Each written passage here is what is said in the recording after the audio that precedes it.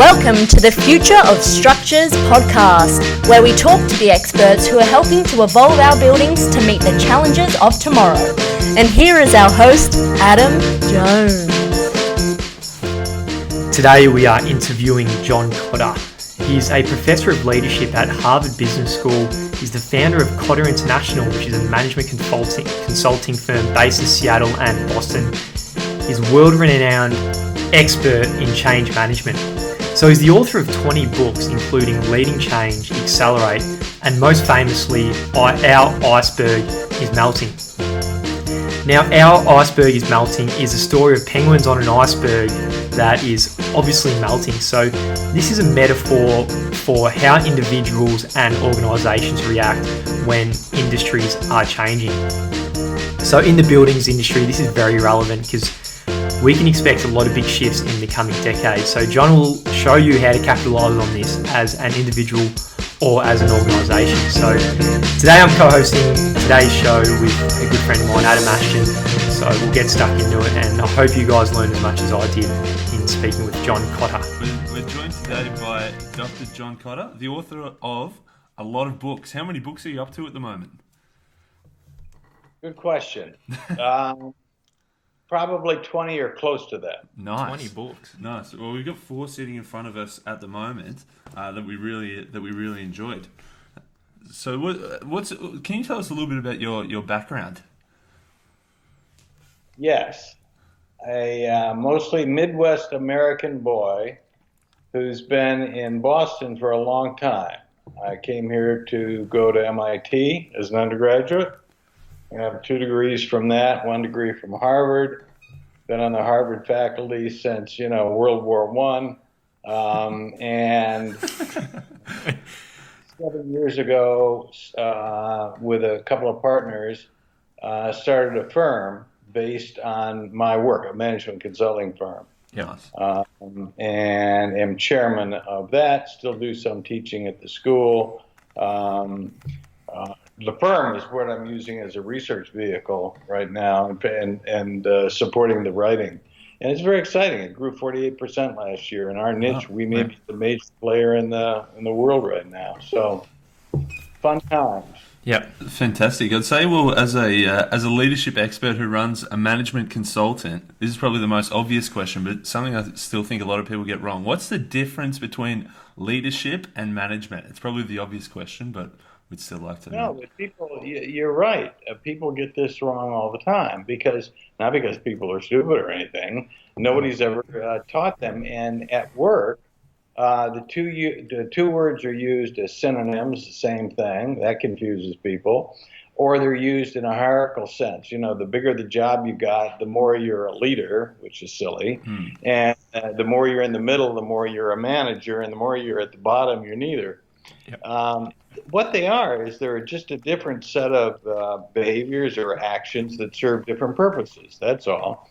Management's purpose is to take these incredibly complex things that we've created, mostly in the last century, that we take for granted, that are just organizations, governments, or businesses or nonprofit, and make the, as they say, the trains run on time, to make them function in a reliable, efficient way, which, as it turns out, when you get more than about 5 people, becomes complicated. And we've invented all of these processes that are associated with planning and budgeting and organizing and structuring activities and staffing people in jobs and coming up with metrics to measure how well they're doing the jobs and problem-solving techniques. And it's all quite complex, and that's what management's all about. Leadership, first of all, is serving a different function. It's helping, it builds the systems that managers manage, and it helps them to adapt to changing circumstances and kind of to leap into the future. And leadership's all about the vision stuff and the getting people to buy into vision stuff and to mobilizing, motivating, empowering folks to want to not just move in some direction boldly, but to do it with energy and passion. to achieve something that you wouldn't expect. How in the world could we take this business and make it so different and so much better? Yep. Well, that's what leadership does. Nice. Has the role of leaders and managers changed over time? Yeah, I mean, in the sense that before the end of the Civil War in the United States, so let's say before 1860 or 1870, there weren't many organizations around of any size, and there certainly weren't in Australia that needed management. I don't know it'd be interesting what the first school in Australia to offer a management degree. In the United States, it didn't come until like 1887 or something like that. There was no management education because we didn't need managers. Yeah. But leaders have been around forever. For sure. So in that sense, management went from didn't exist to it's becoming increasingly sophisticated. In some ways, leadership hasn't changed. I mean, the nature of the context in which people find themselves in when they have to provide leadership, I mean, it changes with the times, And as we become more technologically complicated and as we become more international, all of that produces more stuff that has to be dealt with by leaders, obviously. The biggest change in leadership, in a sense, is who needs to be providing it. Because, 100 years ago, it literally was just the people at the top of hierarchies or elected officials that were indeed at the top of hierarchies, like mayors, prime ministers. And increasingly today, you need a little bit of leadership from people almost everywhere. There's just society is so complex, and the forces on it to keep changing just get stronger and stronger and stronger. And so, all entrepreneurial ventures have got to have some people in them providing leadership to initiatives, to the venture itself. And we've got lots of that going on these days, as you well know. And big companies, Lord help us, they need to adapt to changing, regulation or deregulation, internationalization or trade, restrictions, who knows what. And all of that requires change, requires leadership. So a big change in leadership is just we need a lot more people helping out. So how do organisations change? We see in your books there's an 8-step process. Can you talk a little bit about that? Yeah, we've done a lot of studying of successful change versus people that just, they don't get what they want or they fail completely. And in the successful cases, it's all about creating a real sense of urgency in a positive sense that there's an opportunity here. And it makes sense, it's rational, but it's really kind of exciting and cool and emotionally compelling.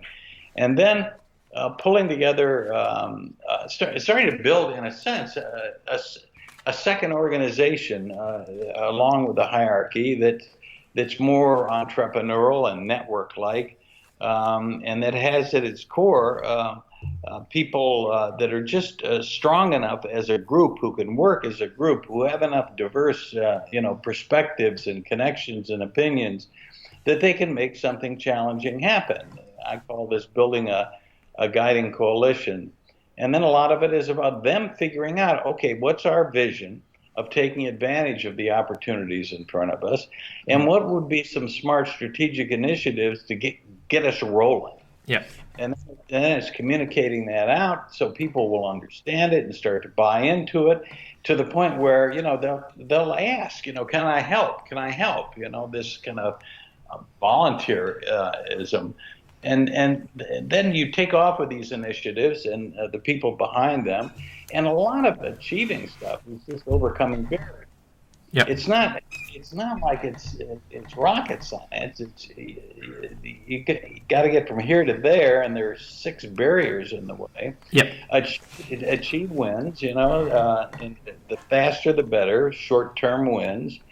Get some momentum going, and then just keep it up until whatever you're trying to achieve, whatever that vision is, actually you've got yourself operating in a new way that fits the vision, that takes advantage of the opportunity, and then do finally, and this is step 8, kind of institutionalize it so it's sustainable. That means make sure it's compatible with the other systems, and make sure and give it a chance to kind of sink into the culture, because that's the ultimate cement anchor on anything new.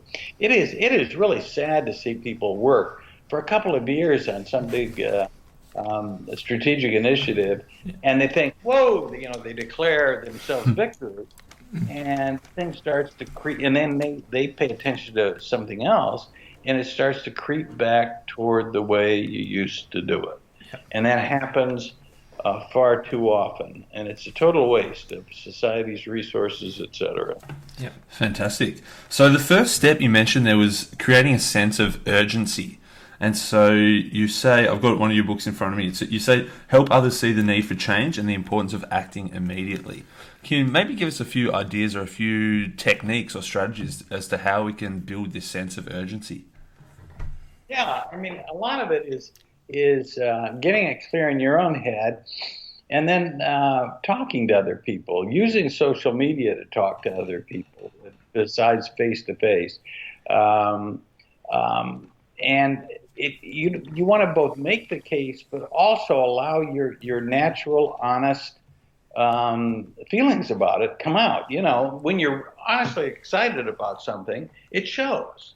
And people, if it makes sense, and you're showing people that you're really pumped on this thing, it has a way to kind of vibrate off of you onto others. And then if they get going into it, you affected 5 people, all of the 5 people affect another 5 people, you're up to 25 like that. And it's like an exponential curve, and you can have 1,000 people kind of into the game thinking, wait a minute, we got to do something. There's something important here in a remarkably short period of time. But let me tell you what it's not. It's not, coming up with PowerPoint presentations that'll put people to sleep. It's not about turning it over to the communications department, who will put together messaging and cascade it down the, that's not it. Yeah. So what happens if you're someone who's lower on the food chain, and the guys who are the CEO and say the directors don't really have the vision for change? If you're someone lower, how do you deal with that? Well, and we wrote Holger Rathgeber, who's a German national, and I wrote a fable. Which, I'm glad you said that, because I had no idea how to pronounce that sentence. Our Iceberg Is Melting, and it was great fun to do, and it captures what I had learned through research in a fable format. And our hero is, and we wanted him to be, he's not a leader, and he's not at the top of the hierarchy. He's a middle, he doesn't even have anybody reporting to him. He's kind of a middle-level bird in this comic. And we started with him because I think the question you just asked is so important. The vast majority of people, of course, are not in the executive committee. And very often in firms, the people who see things first are not on the executive committee. And that's not a knock at the people who run organizations. It's just that there's so much going on, and they're removed. They're in the conference room peddling through these PowerPoint presentations and decisions. They're not necessarily out looking at customers or looking at their own employees buried in the organization or looking at technology. I mean, this is complicated stuff. They can't wade through it all. And it's somebody, in the middle. Sometimes these days it's the 24-year-old, the 23-year-old that really sees something first. And the name of the game is, okay, a lot of these people will say, I'm just the 23-year-old, or I'm just a middle management bird without much power. I can do nothing. And they just stop. They go home and complain. Yeah. They complain to buddies, but they don't do anything. And it's understandable. I mean, I got great empathy for that, but it doesn't help. And so my answer to your question is, go find a copy of the book and borrow it from your friend and read it. Yeah. Because it'll really give you some hints that'll get your brain going on what a person in a situation like that who's not on the executive committee can actually do. And we have our Fred doing things that we've actually seen. I mean, not literally, because we don't do a lot of research on Antarctica, but it's the same concept as we've seen. And once you see them, you kind of go, oh, that's kind of clever. Well, okay, then use your brain. You can come up with clever things that are equivalent in your own domain. Yeah. Yeah, nice. I've got two of your books in front of me here. One, Leading Change, and the one you just mentioned as well, Our Iceberg Is Melting, both with penguins on the front. Both talk about the 8-step process, but both in extremely different ways. Leading Change is more what you'd expect, I guess, from a business or a leadership book. But Our Iceberg Is Melting is that fable you mentioned. I really like the delivery of the fables and the parables of telling the story, and it's not as obvious. You have to put yourself in the story. Why did you guys decide to go with that sort of approach? Well, I've been studying how people learn. And how people actually change what they're doing for years now, and becoming increasingly not disappointed, but let's put it positive. I've been able to see some of the limitations of a traditional professional book. I mean, here, just between us and your listeners, I'll tell you a dirty little secret. Please do. The number of people who actually read management books is very small. Even if they buy them, they'll skim through the chapter and then they're busy. Yeah. And frankly, the first chapter is boring. And bosses buy books and hand them out too often, and their troops, kind of glance at it and put it in the bookshelf. So if that doesn't reach as many people as you want, you ask yourself what does. Well, if you study how people have learned over the millennium, stories, the brain is kind of hardwired for stories. It likes stories. Why? Because that's how a big part of how we learned, 20,000 years ago. The elder in the tribe would tell the story of how George was eaten by the saber-toothed tiger, and it's a terrifying story with a moral lesson and a very practical lesson. Okay? And those of us who had brains that could kind of absorb stories and then act on them, we're around today. Those are the genes that made it. And if you didn't have those genes, you're long gone. So, and a sub-branch of story that has been very powerful and useful over the ages are these fable kind of things. You can write them short. They don't have to be long. They don't have to be novels. And they can be kind of fun. Yeah, for sure. Yeah, definitely. You kind of put yourself in some of the characters' shoes. Like you mentioned, say that someone young in the organisation will just picture themselves as Fred, and then subconsciously maybe take on how he acts in the book. Absolutely. That's what people automatically do. They start thinking, whether they mean to or not, am I this guy? Am I that guy? Oh, my buddy here. And everybody knows a no-no. Yeah, that's exactly right. In the book, they kind of smirk. That's yeah. So just changing gears a little bit. So at the moment, with things changing so rapidly, at the moment, who's in the biggest advantage? Is it the big companies moving like a dinosaur? Or is it your small entrepreneurial startup kind of cultures? It's the challenges are just different. And it's hard to say who's got the biggest advantage. As you know, most startups fail. In some industries, I mean, the failure rate is unreal. By the way, guys, don't open a restaurant. Yeah. Okay, that's not a good industry. Yeah, they don't do well. I mean, it sounds kind of fun, Yeah. but the track record is very bad. Yeah. But even in these high tech industries, the names that we know are the 1% or the 5%. Most of them, go up and come down. So that's the problem on that side. On the big side, you said it. I mean, dinosaurs are not very fast. They don't learn very quickly. Yeah. They have they're not shifters. Yeah. And at a certain point, it becomes really challenging. Even if you're a great guy and you're the CEO of a big business, to figure out how you change the mindset and actions of 10,000 or 50,000 or 100,000 folks. That's their challenge. So both ends have challenges. They're just different. But both sets of challenges are overcomable. I mean, we know that. We've seen wonderful examples, and what we've got to do is help the entrepreneurs to build their businesses, not get too hung up on what worked when they had 10 people, because what when they had 10 people is going to be different when they have 100. Yep. And different than when they have 1,000. And to give some inspiration to people in big business who really do at a certain point conclude that, we're not going to change. Yeah. So what is your number one piece of advice, say, for a CEO of a big company and down to the smaller scale, to the entrepreneur just starting? So two different questions there.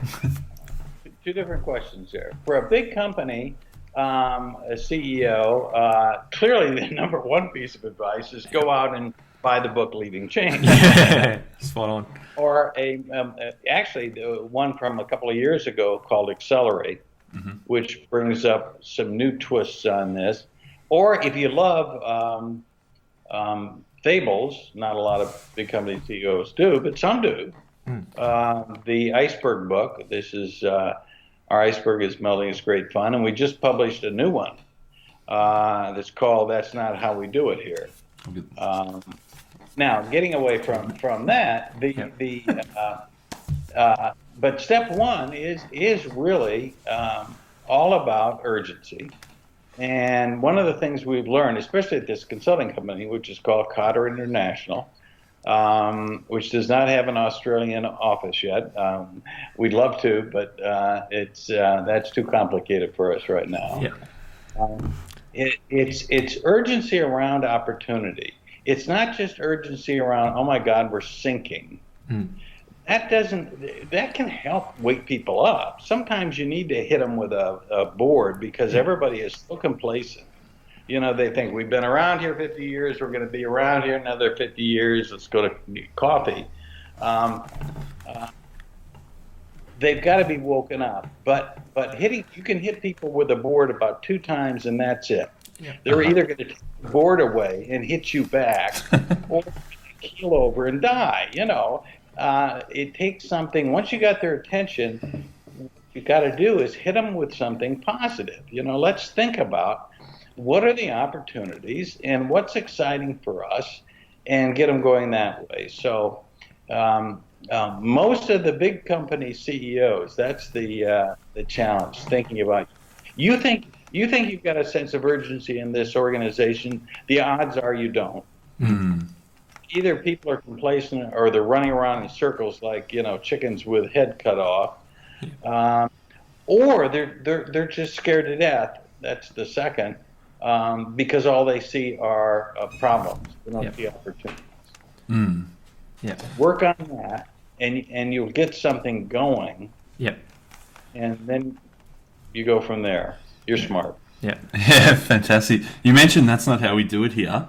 The new fable. Honestly, I actually preferred That's Not How We Do It Here to the Iceberg. I'm not sure if that's because I think it's probably because I was more like, no, I'd been to a big firm with a lot of structure and saw the bad side, and then I was in a smaller place and saw the bad side of that as well. So I think I was able to relate more to That's Not How We Do It Here. So can you tell us a little bit in that book? You talk about like a smaller network structure, and you talk about the larger hierarchy. structure. Right. And big companies, all companies start as networks. I mean, you got a few guys. Look at a startup. There are no policy books, or organization chart. No. It's basically people kind of with initiatives trying to figure out, okay, now what is our product or service, and how the heck are we going to sell it, and they start and stop on a dime. And then high tech, of course, the kids work 80 hours a week and sleep at their desks. But once they hit something, they have to start building a delivery system, and that starts to look like a mini version of a big company. Yeah. They take best practices and make them policies. They start writing up job descriptions, and over time, as that thing grows, because they're producing more product or delivering more service, that thing has a tendency to take the original entrepreneurial networky type structure and kill it. Because it wants reliability, it wants efficiency, and that kind of networky, entrepreneurial, loosey-goosey, innovative thing is not a reliable and efficient mechanism. So it's like, you're getting in the way, we get bigger than you, and we just stomp you out. The problem with that then is the world starts changing with them, and everybody tries to, okay, we'll pull back a little bit of that, and they set up interdepartmental task forces and the like, but they're under the control of the mothership, which wants control. And so some people have said what we need to do is blow up these big businesses and make them look like little businesses. Well, number one, you can't do it. And number two, a little business, a network structure can't handle scale. It can't handle, 1,000 people. It's chaos. Yeah. You won't deliver anything for a month. Your customers will get furious. You miss your quarterly projections. The financial markets will shut you down. So there are two ways to do things, and it's not a matter of choosing one or the other. What you've got to do these days is combine the best of both into a new way of operating. I call it a dual operating system. There's nothing special about that term. It's just the best thing I could come up with that takes the two things that you've seen because you worked in them, a big structure and a small structure, and doesn't choose between them because they both got positives and negatives, and tend to get stuck in their positives and negatives. Hence the title. That's not how. That's not the way to do it here. And combine them. And some businesses are beginning to do that. And that's what we do as a consulting firm, is help them do that sort of thing. And it works. I've seen it. Yeah. Unreal. So I know we're jumping around a little bit, but I want to get your thoughts on a little bit bigger scale, say on the industry or global scale, because we've got a lot of obviously pressing issues going to the future with global warming and food scarcity. So on the industry and global scale, do you have any advice or recommendations on how we can change as an industry or society? Well, on these big social questions, I think this is now I've not studied major social questions. I'm using all I've learned in an organizational setting. But I think I've got a pretty good guess. The problem with so many of the big social causes is they don't get enough people engaged and actually feeling that sense of urgency, that we've got to do something, and that this thing is not just what we got to do is save ourselves from dying, because that's such negative energy. Okay, it's got to be, this is a terrible thing, but if we deal with this, look at the wonderful thing we're going to do. We're going to create a world that for my great grandchildren, and with the technology that's available in that kind of world, the possibilities are endless. The global warming people, for example, really do, they get very grumpy. We all do at times. Yeah. They get very, very grumpy. And what they don't understand is that in parts of the world, certainly the United States, the number of people who really feel a strong sense of urgency that I've got to help do something about that today is very, very small. Yeah. And as it remains that small, they're going to keep running into problems. They're going to keep running into governments occasionally that say, not from us, not going to get much help. And it's very easy to point your finger at others and say, it's their fault. If you're serious, stop your science. Just go back to your job is to get more and more people engaged in a positive way, that this is something they need to act on now. Yeah. And that's how you get a social movement really going. And I think for a lot of causes, including educational causes, including health causes, we've got some major foundations right now with a lot of money, which is a huge plus for society. But their solution to big social problems, for example, is to fly over Africa and kind of drop injections, drop medicine. Hey, we've done our job. They'll obviously go down there and pick it up and pick it up. It's like, are you kidding? The basic problem is you're trying to change cultures. Yeah. They don't know. They have suspicions about this medicine. They probably should. And it's a cultural change issue. It's not and technologists are worse. We'll give everybody a computer. And the tribal leader looks at the computer and says evil, and that's the end of that. I think someone who's taken a fair bit of your advice would be someone like Elon Musk, who's just created this sense of urgency, and he has in mind he's just started a whole new industry, and his whole company's benefited from him changing or trying to change parts of the actual world. So far, the Musk story, both at the car end and at the space end, is absolutely astonishing. And right, his instincts on a lot of this stuff appear to be, I don't know the guy personally, appear to be absolutely right on. Yeah. It'll be an interesting story to follow. Yeah, definitely. Absolutely. Yeah, he's just getting started. Yeah, he's an incredible dude. Well, as we slowly wrap up, we found you through your books. Besides your own, do you have any books that you recommend to others, either on leadership or on anything? What are some of your favorite books? Well, on leadership, if you haven't read Nelson Mandela's autobiography, it's a great read. Because among other things, whether he's got all the facts right or not, I don't know. But it gives you a real feeling for the psychology of a guy like that. Of how he thinks about the world, of how he thinks about other people, of how he thinks about himself. It's an absolutely marvelous read. And on other books, I mean, the number of books that are published each year is unfathomable. There are like close to 300,000 new titles published in the United States alone. What? It's crazy. Yeah. Oh, no. So, so it's idiosyncratic. I just read a book that the title of which I can't even remember, that's looking at the United States, for example, from 1870 till today, and looking at some technological developments and trying to put together pieces. And his last chapter was on income inequality, or in other words, he's piecing together all kinds of stuff and trying to address current issues for people. But I think for reading, my number one recommendation is that people should. Yeah, nice.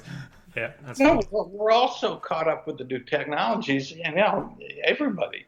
Yeah. That I think reading is going down, and maybe I'm going to sound like an old fogey, but I'm not convinced that's necessarily good. Yeah. So read something. Yeah, unreal. And just another question. Out of all the books and all your experience, if there's one thing that you've learned, what is the most valuable thing you've learned throughout your life? Oh, God. Hard question. Could have prepped you That's for a that big one. one. It's a deep one, isn't it? I think the one thing I've learned is that when you stop learning, whether you're 20 or 50 or whatever, there's a little piece of you that starts dying, and that's not good for you. It's not good for you, your friends, your family, anything else. The greatest business leader I've ever studied is Konosuke Matsushita. He created what is known today as Panasonic, and his life story is absolutely unreal. He died a hero in Japan in a way that there has been no business hero equivalent to him in Australia or the United States. Yeah. And as you try to, I mean, in the number of people he helped, not just creating 60,000 jobs. I mean, it starts with that, but helped in other ways with his educational initiatives and his foundations and his prizes to push along technology and just his interaction with so many people. If you try to ask yourself, as I did when I was studying him, what helped him to do all this? Because he started with nothing, zero. Yeah. And it was this capacity to, even though he had 3 years, I think, of formal education, to just keep learning and keep learning. And when he got kind of crunched by society, kind of get up, brush yourself off, and try to learn from that and keep moving on. And this guy was still learning right up to, he died at 94. And in his last few years, you can see where he was studying new things and trying to learn new things that he could then help apply to society and help other people. Yeah. So there you go. Unreal. It's important. Keep learning and no age excuse. Yeah. Yeah, that's a huge lesson. And on topic with the name of our podcast, I think what the whole goal of our podcast is just for our listeners who are passionate about learning new things from awesome books like yours. So thank you for your time, John. We really appreciate it. And we definitely got a lot out of this today. If anyone's interested in hearing more about Dr. John Kotter, where can they find you? Well, start at Kotter International, and it'll help you find various other. I mean, just the easiest thing is just type my name into your web browser. Yeah. It'll take you. But Kotter International, all one word, .com, will show you some of the cool things that I've been working on in the last few years. Yeah, awesome. Fantastic. Thank you very much, Dr. John, and keep learning. Okay, I will. Thank you, guys. See ya. Wedge. Okay for your purposes? Fantastic.